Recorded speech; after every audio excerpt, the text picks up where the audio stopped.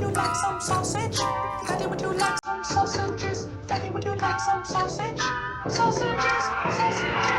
The sausage, one of the most ancient dishes in the world, found on every continent and nearly every culture in some loose form. It is also Riley Reid's favorite food. Humans, being animals, like to eat, well, other animals. The fat and protein provided early humans with the calories needed to fuel our large brains during our evolutionary history. This is not an argument for gorging on hot dogs that would probably shrink your brain and massively increase your gut. Long before refrigeration, meat would spoil quickly, and in an age of scarcity, humans would innovate methods of preserving meat for longer periods of time, along with using parts of the animal that were not as appetizing. Meat scraps, blood, and organ meat, and other animal products that belong to a dog food processing plant or the school lunch menu, even worse, were oftentimes preserved in salt. Salt absorbs the moisture needed for bacteria and fungi to spoil the food and therefore preserves it. Another part of the animal's body used in the sausage making process was perhaps one of the least appetizing but nonetheless efficient and resourceful: the intestines, the highway of shit. Leftover parts of meat could be grinded up and fitted into these tubes to produce sausages, and with some salt curing, they could be preserved for a long period of time. The first civilization that I have to mention nearly every video on food were the Sumerians, in what is now Iraq. They were quickly conquered by Sargon of Akkad. The Akkadians, the inheritors of this civilization, had tablets of recipes for sausages on some primitive level. Further to the east in China, a part of the world Westerners don't typically associate with sausages, actually has an incredibly old and rich history of sausage making. Chinese sausages typically use Szechuan peppercorns and ginger heavily, both of which flavor and to a lesser extent preserve the meat. By the early modern age, Chinese migrants would spread their sausage-making techniques to Southeast Asia. Pork is widely eaten in China, and so smoking and dry aging the pork for preservation was widely practiced. At some regions in Southeast Asia, there was a widespread adoption of Islam, and therefore pork was oftentimes replaced with beef, goat, and lamb, among other meats. In the Philippines, contact with the Spanish Empire brought them chorizo. To this day, the Filipinos incorporate sausages into their cuisine probably more so than any other East Asians, possibly due to a prolonged contact with Europeans, who by and large were more interested in sausage making.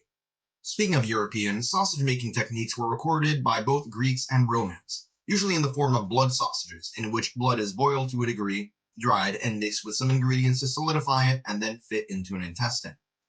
The Italian peninsula would be one of the greatest purveyors of sausages, usually from pork.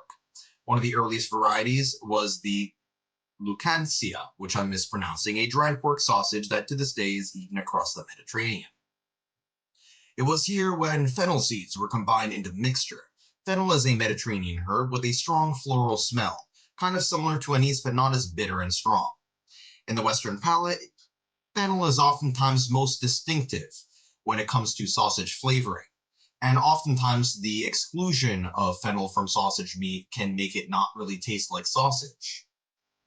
Get a non-sausage pack of meat with high fat content, add some fennel seeds, and try it for yourself. Italians living in warmer climates also were able to grow some milder versions of chili peppers imported from the Americas, resulting in spicy Italian sausages.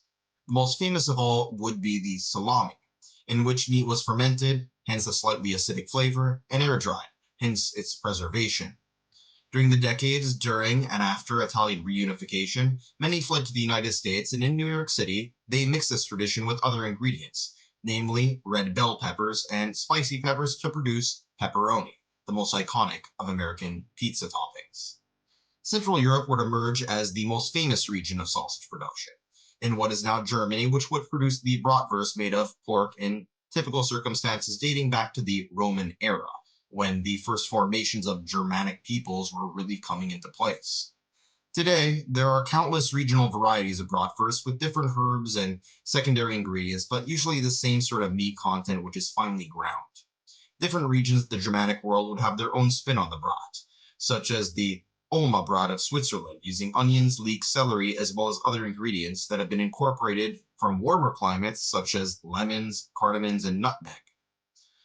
To the east, in Poland, they would produce the iconic kielbasa sausage, which comes in a variety of different animal meats, both fresh and smoked. like the German, Poles would immigrate in mass to North America and bring their sausages with them. I will skip over the culinary monstrosities of the British Isles and whatever Scottish organic matter is. Look at this gross thing. Ugh. And turn to the Iberian Peninsula. Spain and Portugal are famous for chorizo, iconic for their bright red color due to the paprika and other peppers, spices. These are usually fermented, cured, and smoked. They exported this method to the Americas and came across chili peppers, which they incorporated into their own sausage making methods, making them spicier.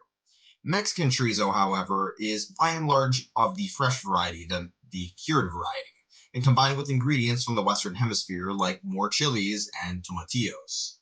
Argentina, with its vast plains perfect for livestock, would be a major producer of meat and sausages by and large, combining Spanish and Italian methods of sausage making. And speaking of sausages and the Americas, I must discuss the infamous American hot dog.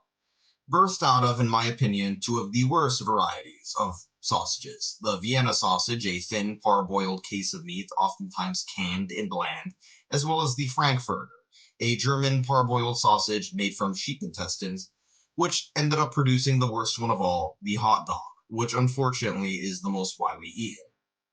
With poor Germans mass migrating to the US during the 1800s and the beginnings of industrialization and mass production, the hot dog would become an American adoptee, a merger of two lesser German and Austrian evils, an insult to the brat. They were cheap, and they could become a mass staple of working class urbanites, and stands proliferated across New York City and other cities in North America. Chicago probably is the best variety, topped with peppers, onions, mustard, relish, and never ketchup.